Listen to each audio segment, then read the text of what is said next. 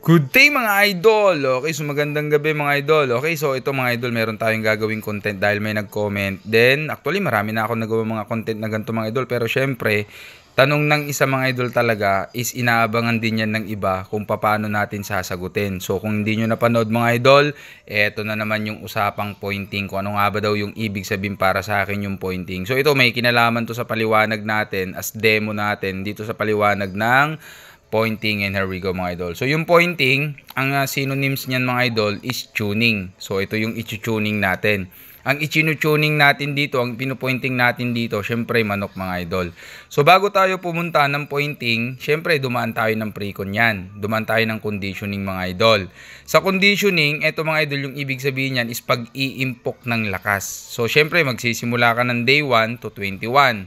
Yan po ang ibig sabihin from 0 power papunta ng 100% power mga idol. So ngayon kung meron kang na-impok, may mawi-withdraw yan mga idol. And meron yan tinatawag na waste energy. So ngayon mga idol, ganito yan. Para makuha natin yung pointing.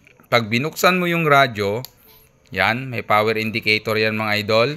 Then depende kung anong pakikinggan mo. Halimbawa, makikinig ka ng AM or FM. So eto na.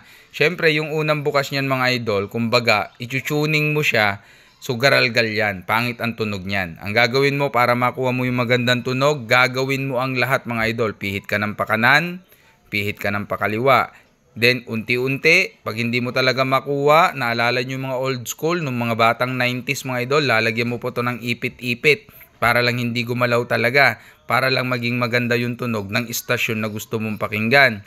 Pag hindi mo makuha dyan sa diskarte na yan ng pihit-pihit at saka yung lalagyan mo ng mga singit-singit dyan ng kung ano-ano, ngayon itataas mo na yung antena mga idol, okay? So pag hindi pa rin makuha, itododo mo pa yan mga idol, todon-todo. Pag hindi mo pa rin makuha, ano yung ginagawa natin kung naalala nyo dati? Lalagyan nyo to ng tinidor, ng kutsara. Ilalagyan nyo to ng wire na tanso, tapos ipapakahaban yung ganon. O kaya lalagyan nyo to ng aluminum na parang sa antena. Then, pag hindi pa rin makuha, ano pa yung ginagawa natin para maging maganda yung tunog at may tuning mo na maganda? Ganon din yung pointing para may pointing mo na maganda at makuha natin yung talagang power ng isang manok. So, ngayon, ilalagay nyo to sa tabi ng bintana para yung signal sa labas is masagap niya mga idol. Pag hindi pa rin, itatali nila to mga idol sa mga mataas na area na parte ng bahay. O kaya naman, dadalhin na nila to sa isang talagang quality lugar na mga idol para lang tumunog siya ng maganda. So ang dami nating ginawa para lang ma-tuning, makuha mo yung istasyon na gusto mong pakinggan. Punta tayo sa manok kung paano mag-pointing ngayon mga idol, okay? So lagi niyong tandaan mga idol ha, yung pre-con, ito yung paghahanda. Pre, before, and con is conditioning. Ang conditioning, ito mga idol yung pag-iimpok ng lakas. So magsisimula ka ng day 1 hanggang 21 from 0 to 100%.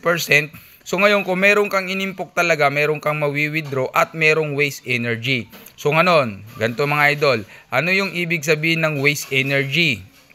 Example, pointing day na tayo ngayon mga idol at bibiyahe ka na papunta sa ating school. Doon sa pag-travel ng ating manok mga idol, meron na yan pagkakaiba na lagi ko sinasabi.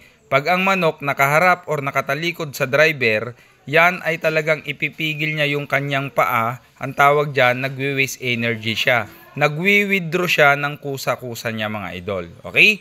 Ngayon, yung wainipon mong 100% ngayon idol ay nagiging 90% dahil sa waste energy na ginagawa ng manok dahil sa kamalian natin sa pagsakay sa kanya. So hindi kasalanan ng manok kundi kulang tayo minsan ng diskarte. So ngayon, para maging 100% yan at kung mabawasan man yan 1%, 2% lang, kailangan itatagilid mo yung manok mga idol para pagka pumreno o mabante, ang mangyari dyan mga idol ay isiswing niya lang yung kanyang katawan. So punta tayo sa pointing talaga mga idol. Ano ba yung ibig sabihin yan?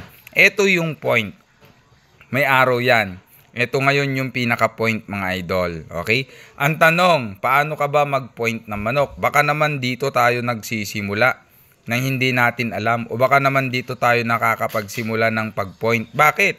Dahil may tinatawag na early point at mayroong tinatawag na late pointing. Yan po ay roller coaster na up and down. Ang ibig sabihin niyan mga idol, pagka ang manok ay gutom, mag-early point yan kasi nagsi-self-pointing na siya. Pagka yan ay gutom na gutom. Okay? Pagka busog ang manok, inakyat na ng gradas, late pointing yan. Kasi ang kailangan ng manok, gutom lang mga idol. Okay? Ang ibig sabihin yan, ang paliwanag niyan, walang laman yung kanyang butchi. So kaya i-hold mo yung pagpo-point ng isang manok. Ikaw ang magpo-point sa kanya. Kaya nga mawawalang saysay ang pre-con at ang conditioning pag nagkamali ng pointing. Dahil pag gutom, mag-self-pointing, mag-early point.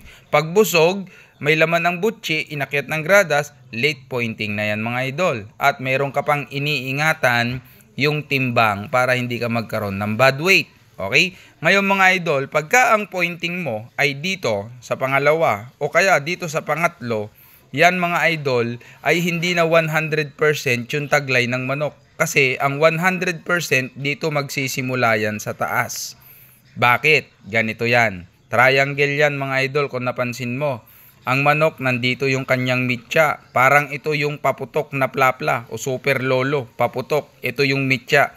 Pag sinindihan mo to, sasabog yan mga idol. Sa unang bitaw ng manok mula rito hanggang dito mga idol ay sobrang lakas. Unang bitaw, unang palo. Pangalawang bitaw nila, pahina ng pahina. Pahina ng pahina, ng pahina ng pahina. Ngayon, hindi natin ma-pointing yung manok mga idol na maganda pagka ngayon nagkaroon tayo ng problema dito. At kung ang pagpo-point mo ay hanggang dito lang yung kanyang power, yung kanyang lakas. Pero kung ito yung pointing, ito yung point na nakuha mo, 100%, ngayon mga idol, dito pa lang sa unang bitaw, napakalakas na niya. Ngayon mga idol, ito talaga yung 100.1% na pointing. Dito sa baba nagsisimula yan mga idol. Pabaliktad yan. Okay? Alam nyo kung bakit? Ulitin ko para hindi kayo malito. Para at least magkaroon tayo ng ideyang solid. Ngayon mga idol, pag ang pangyari ay nagkaroon ka ng unang bitawan, ngayon ito 100%. Ngayon mga idol, ito ay 90% na lang, ito ay 80% na lang. Kaya pag pinaglaban mo yung dalawa, mas malakas ito compare dito kasi ang pointing niya solid hanggang dito sa baba. Ngayon, kailangan ang pointing mga idol ay iingatan mo siya. So katulad dito, ang dami mong discarding ginawa. Ang discarding naman dito para ma-hold mo yung ating mga manok mga idol ay mag-ingat kayo mga idol dun sa tinatawag na ganito. Okay? Tignan nyo mga idol ha. Pag